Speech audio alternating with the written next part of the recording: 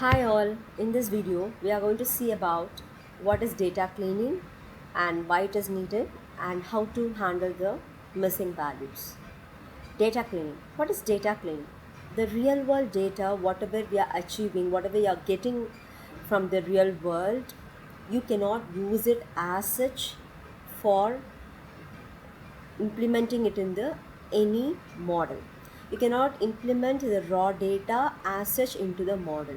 If you are going to implement the raw data as such into the model, you cannot get the proper accuracy because the raw data will have lot of noise. Even when you are capturing a image in your mobile phone, you are just clicking the picture. Without your knowledge, there will be lot of noises along with the images will be captured. So if you are going to implement or if you are going to feed that images into some models, whatever the machine learning models or data mining models or whatever the models you are going to AI models you are going to give these images as an input to those models, it will not give you the proper accuracies because the images will have lots of noises. There are various kinds of noises, so any sort of noises could be there in the images. So before you feed the raw images into the models, those data needs to be pre-processed, and data cleaning is one of the data pre-processing steps. So that is what is data cleaning is actually necessary for us. That is was the reason the data cleaning is needed before the images, not only for the images, even when you are going to feed a table for your model. So the table might contains the data where lot of missing values will be there, and then a lot of empty values, missing values, a lot of zero values, lot of null values, many values could be there where actually could spoil the accuracies of your outcome, accuracy of the model. So before you're feeding the data, whatever the type of data it might be, the data needs to be cleaned, needs to be pre-processed before you're feeding that into any sort of model. Okay, so the real world data, as I told you, it will actually be incomplete, will have noisy and also inconsistent. So incomplete, as I told you, it might have some missing values, and even if you take the images, even without your knowledge, a lot of noises will be captured along with your images. And inconsistent, so inconsistent is nothing but maybe it will be different from the normal data. There is a normal data that is already present in the databases. It will not actually go along with the data whatever you have. So the real world data usually have these type of data, that is these type of problem in its data, like in its, like suppose if you take the images, so it could be incomplete, it could have noise, and then it could be inconsistent. When if you take the tabular data, it could also be incomplete, it could also have noisy, in case you can have lots of null values, you can say it is noisy.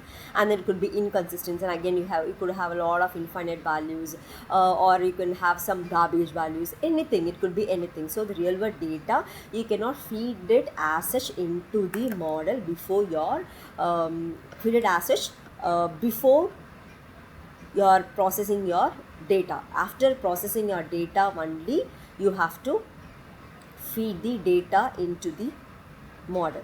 So data cleaning is one of the important process before you are feeding it into the model. I hope everybody is clear why data cleaning is necessary. Okay, so data cleaning also, you can say, it's one of the pre-processing model.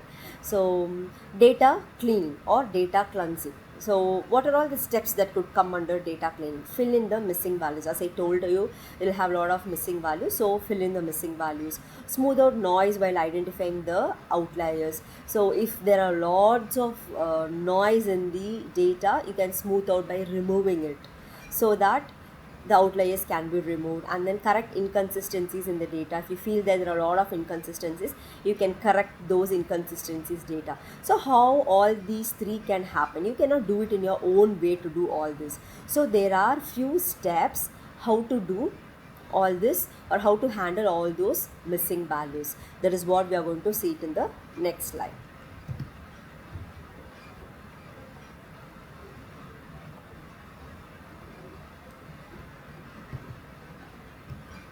Okay, how to handle the missing values. The first one is ignore the tuple, and then second one is filling the missing values manually. The third one is use a global constant to fill in the missing values, and the fourth one is use a measure of central tendency for the attribute to fill in missing values, and the fifth one is use the attribute mean or median for all sample belonging to the same class as the given tuples, and the sixth one is use the most probable value to fill in the missing values.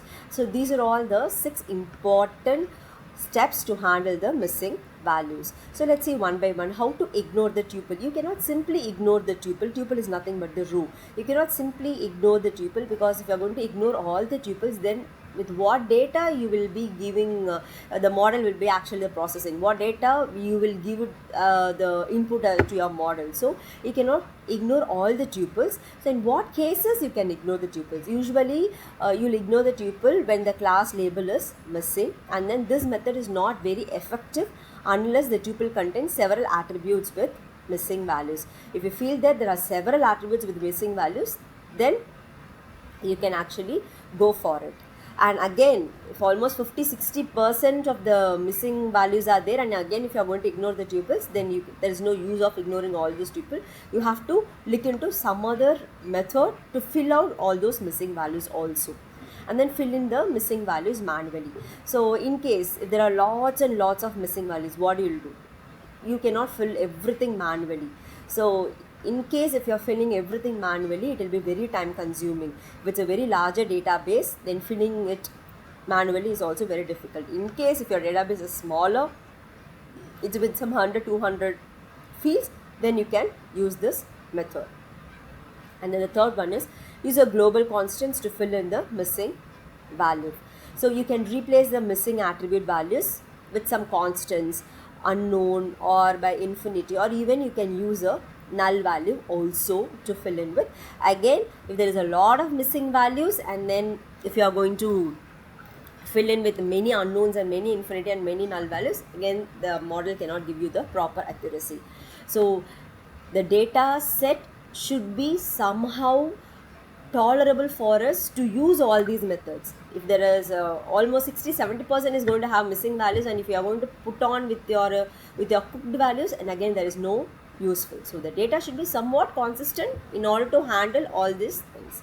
And then the fourth one is use a measure of central tendency for the attribute to fill in the missing values. So maybe you can take a column, and then you can take the mean or median of that particular column, and then you can fill in with the missing values with the mean or median. So this is the fourth method. And the fifth one is use the attribute mean or median for all samples belonging to the same class as the given tuple.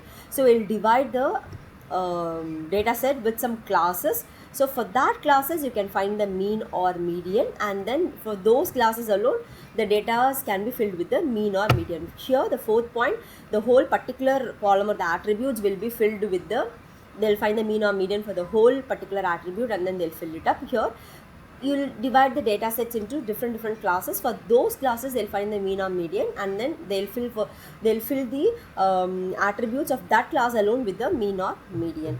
And then this is the difference between the fourth and fifth one. And the sixth one is use a probable value to fill in with the missing values. As I told you, null values, right? You can also use some probable values. Null values also you can use here, or any probable values or a random value you can use here to fill in with the missing values. So according to academics, this is a very important question also, I could say. So that's all about the data cleaning, and while cleaning the data, how to handle the missing values, or the 6 steps that we have seen today. Thank you.